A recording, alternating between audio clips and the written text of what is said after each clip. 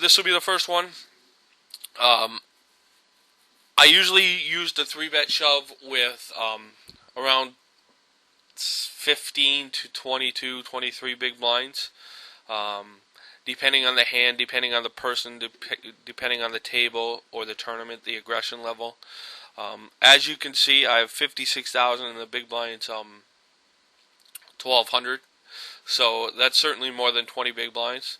But the person I'm 3-bet shoving here, who is JD Smith 9, has just under 20 big blinds.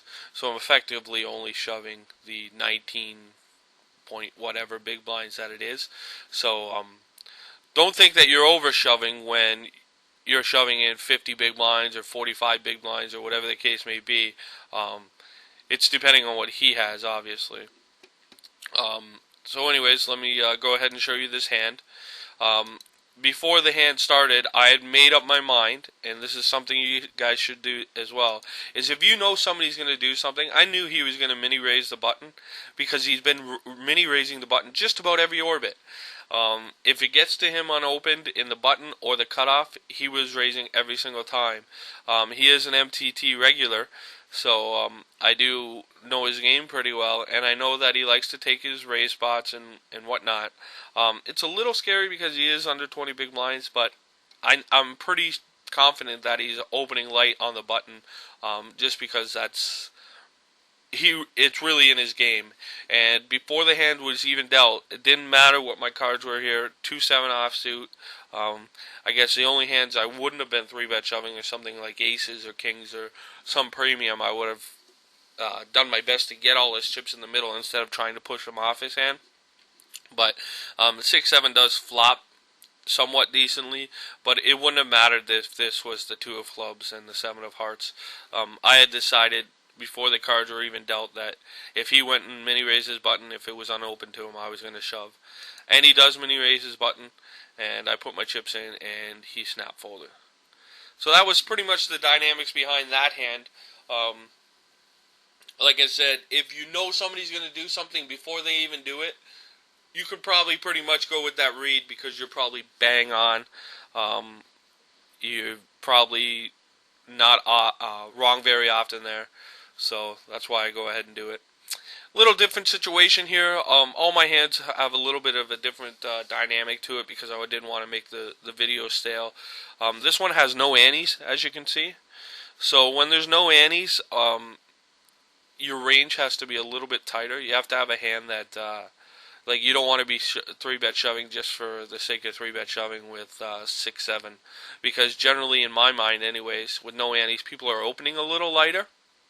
So you have to have a hand that's going to show down a little bit better. The person I end up shoving here, I have a history with. It's this person right here, Dare You to Call. He's a regular on Stars. He's pretty good. He is the guy with the Tony Soprano avatar in the pool smoking the cigar. We have a really pretty extensive history. I know he's super aggressive. I don't keep notes on a lot of people, but I do keep a note on this guy. And one of them says that he 5-bet shoved me with 6-3 of diamonds and some other stuff. So he really likes to mix it up with me. He's really aggressive. So he is the raiser, and I just figure he's opening pretty light because of his aggression level. And I go ahead and shove my 20 bigs. And I'll just let that play out for you.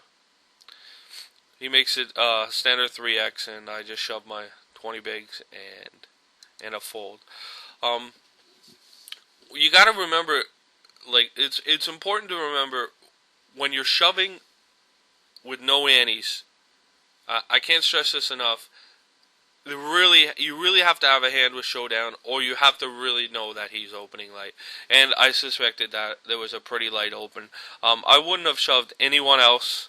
More than likely, if the pot comes to me unopened and I have 20 bigs, I'm just going to fold. As nitty as that seems, there's not really... I'm not sure it's super profitable to be shoving 20 bigs when there's only 300 chips in the middle and there's nothing really to be gained. So I probably just would have folded because I wouldn't have wanted to raise the flop and then fold, or have to c-bet and fold, or anything like that. So I would have probably just folded. But with his open, it looked like a pretty good spot to me, so I went and took it and it worked. One thing I will mention here on this vid is all the 3-bet shoves that you're going to see, they all work. Obviously, it isn't that simple. They're not always going to work. But I wanted to show you a vid with different dynamics and the reasons I do it. But keep in mind that they're obviously, I mean, I'm sure you can figure that out. They're not always going to work, but there are some good spots to be had if you can pick them up.